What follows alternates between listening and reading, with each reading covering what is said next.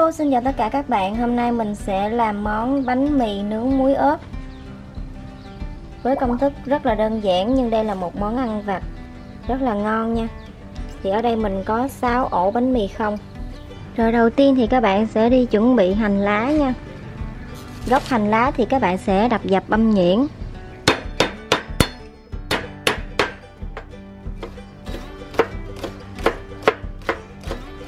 Rồi, đối với phần lá thì các bạn sẽ sắc nhuyễn.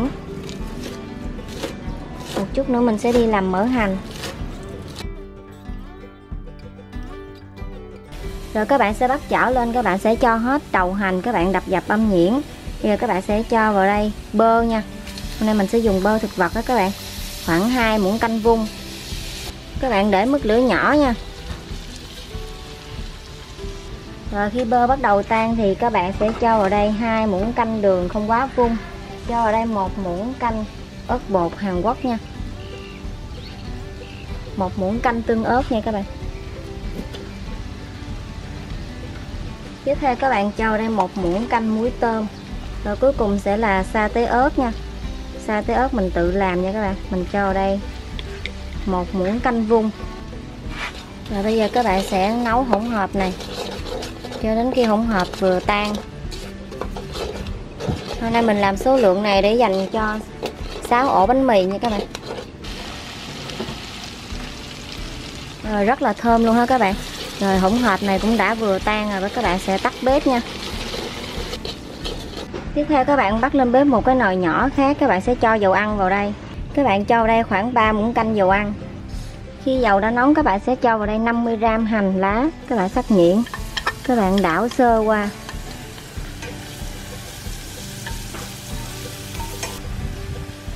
Rồi như thế này là được rồi ha các bạn. Giờ mình sẽ tắt bếp. Rồi bây giờ các bạn sẽ đi ép bánh mì nha. Rồi như thế này ha các bạn. Rồi bây giờ thì các bạn sẽ thoa hỗn hợp nước sốt lên trên bánh mì nha. Bánh mì này nó hơi giòn đó các bạn.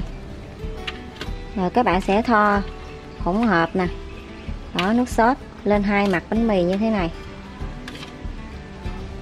Rồi đây là bánh mì sau khi các bạn đã quét nước sốt hai mặt ha các bạn. Đó, nhìn rất là ngon luôn nha. Rồi giờ các bạn sẽ cho xúc xích lên nha các bạn. Mình làm ở nhà ăn cho nên là mình sẽ không có tiết kiệm, mình sẽ cho nhiều topping. Rồi mình sẽ cho lên đây là chà bông gà các bạn.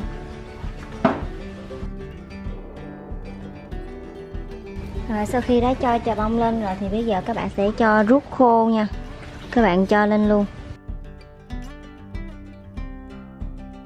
Rồi bây giờ thì mình sẽ mang đi nướng nha các bạn.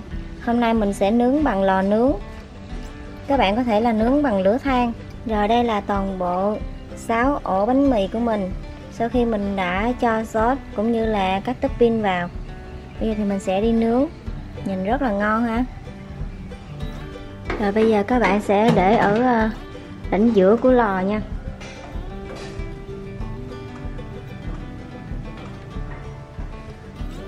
Rồi bây giờ cái vỉ của mình là vừa đủ 6 ổ bánh mì á các bạn. Bây giờ thì mình sẽ nướng ở nhiệt độ là 150 độ C ở chế độ bình thường, lửa trên lửa dưới, và mình sẽ nướng trong khoảng thời gian là 10 phút nha.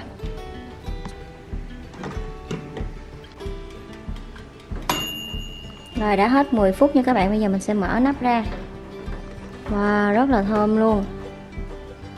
Lúc này bánh đã rất là giòn luôn rồi đó các bạn, và thấm gia vị á.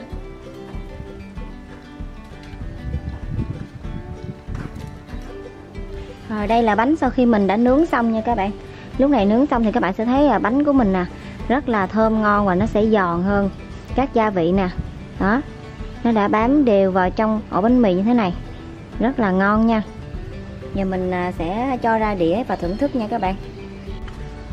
Và bây giờ các bạn sẽ cho bánh mì ra nha. Này bánh rất là giòn luôn đó các bạn.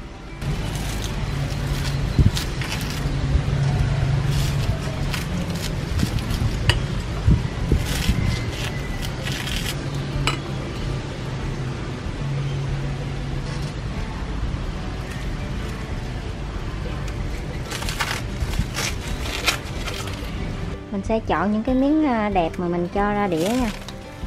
Đó, giòn rụm luôn.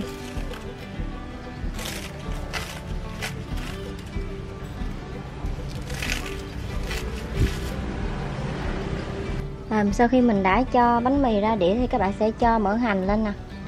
Đó, rất là ngon luôn. Rồi mình sẽ cho thêm trứng nha.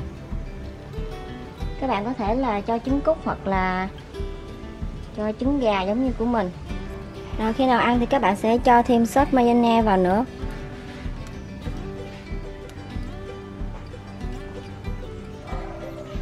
Rồi ở đây mình cũng có thêm một đĩa nè các bạn. Ở đây thì mình chỉ cho đúng một cái bánh mì thôi ha. Mình cũng đã cho đầy đủ rồi. Khi nào ăn thì các bạn sẽ cho sốt mayonnaise vào.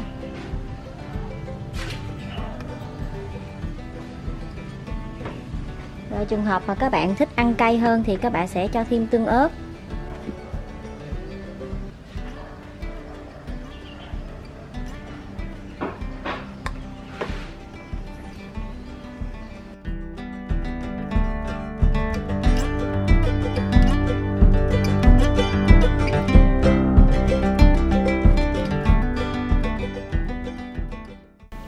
Rồi như vậy là chúng ta đã hoàn thành xong món bánh mì nướng muối ớt thật là ngon và chất lượng như thế này, cũng như rất là đẹp mắt nha các bạn. Đây là một món ăn vặt được rất là nhiều bạn trẻ yêu thích, và mình nghĩ là kể cả người lớn cũng rất là yêu thích món bánh này.